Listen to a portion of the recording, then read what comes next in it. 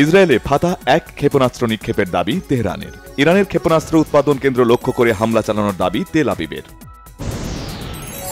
ইরানের খামেনির অবস্থান জানে যুক্তরাষ্ট্র, এমন দাবি করে ইরানের নিঃশর্ত আত্মসমর্পণ চাইছেন মার্কিন প্রেসিডেন্ট ট্রাম্প।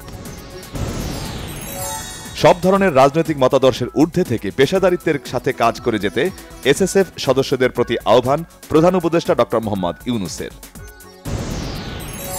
রাজধানীর এভার কেয়ার হাসপাতালে বিএনপি চেয়ারপারসন সাবেক প্রধানমন্ত্রী বেগম খালেদা জিয়ার স্বাস্থ্য পরীক্ষা। সন্ধ্যায় তিনি গুলশানের বাসভবন থেকে হাসপাতালে যান। ভারসাম্যপূর্ণ রাষ্ট্র গঠনে সবাইকে এক থাকতে হবে বলেছেন বিএনপির স্থায়ী কমিটির সদস্য সালাউদ্দিন আহমেদ। রাজনৈতিক দলের সাথে ঐকমত্য কমিশনের দ্বিতীয় দফার আলোচনা।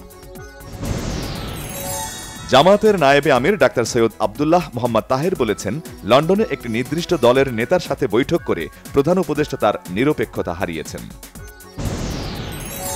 জাতীয় নাগরিক পার্টি এনসিপি এখনও মনে করে গণপরিষদ নির্বাচনের মাধ্যমেই সংস্কার বাস্তবায়ন সম্ভব বলেছেন দলের আহ্বায়ক নাহিদ ইসলাম। বিএনপি মহাসচিব মির্জা ফখরুল ইসলাম আলমগীর বলেছেন, নির্বাচনের পর নতুন সরকার আসলে একটি দলের গুরুত্ব থাকবে না বলেই তারা লন্ডনের বৈঠক পছন্দ করছে না। নির্বাচন নিয়ে যে প্রতিশ্রুতি সরকার দিয়েছে তা বাস্তবায়ন হবে বলে আশা বিএনপির সিনিয়র যুগ্ম মহাসচিব রুহুল কবির রিজভীর। শপথ গ্রহণ করতে না পারলেও মেয়রের সকল দায়িত্ব পালন করছেন বিএনপি নেতা ইশরাক হোসেন। ঢাকা দক্ষিণ সিটির মশক নিধন কর্মসূচির উদ্বোধন। জাতীয় সংসদ নির্বাচনকে সামনে রেখে ইউএনডিপির অর্থায়নে ইসির বাস্তবায়নাধীন ব্যালট প্রকল্পে আর্থিক সহায়তার প্রতিশ্রুতি দিয়েছে অস্ট্রেলিয়া। আশা করা হলেও বাজেট বিষয়ে পরবর্তী সরকারের জন্য ভালো কোনো উদাহরণ রেখে যেতে পারছে না অন্তর্বর্তী সরকার। সিপিডির পর্যালোচনা। দেবপ্রিয় ভট্টাচার্যের হতাশা প্রকাশ। অপহরণ ও গুমের মামলায় গ্রেপ্তার দেখিয়ে সাবেক র্যাবের কর্মকর্তা মোহাম্মদ সোহায়েলকে কারাগারে পাঠানোর নির্দেশ ট্রাইব্যুনালের। বরিশালে ভয়াবহ রূপ নিচ্ছে dengue. Barishal Sher-e-Bangla medical college হাসপাতালে এ পর্যন্ত ডেঙ্গুতে আক্রান্ত হয়ে ভর্তি হয়েছেন ৪১২ জন।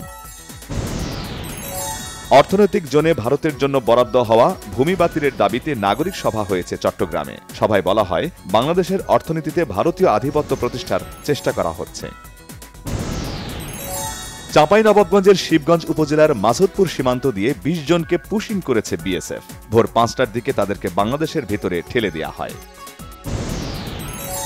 রাজধানীর মিরপুরে মানি এক্সচেঞ্জ ব্যবসায়ীকে গুলি করে ২২ লাখ টাকা ছিনতাইয়ের ঘটনায় ৬ জনকে গ্রেফতার। লুণ্ঠিত অর্থ, বিদেশি অস্ত্র ও ছিনতাইয়ে ব্যবহৃত গাড়ি উদ্ধার। গলফ টেস্টের প্রথম ইনিংসে বাংলাদেশের রানে চাপা পড়ছে শ্রীলঙ্কা। ১৫০ মাইলফলকে মুশফিকুর রহিম ১৪৮ রান করে টেস্টে ১০ম খেলোয়াড় হিসেবে ২০০০ ক্লাবে শান্ত। মেক্সিকোর ক্লাব মন্টেরির সঙ্গে ড্রয়ে ফিফা ক্লাব বিশ্বকাপ শুরু ইন্টার মিলানের। আর্জেন্টিনার রিভার প্লেট জাপানিজ ক্লাব উরাউরা রেডসকে হারিয়েছে ৩-১ গোলে। শাকিব খানের তাণ্ডব সিনেমা পাইরেসির মূল হোতা টিপু সুলতান নোয়াখালী থেকে গ্রেফতার। পাইরেসির কারণে ক্ষতির মুখে পড়েছিলেন প্রযোজক।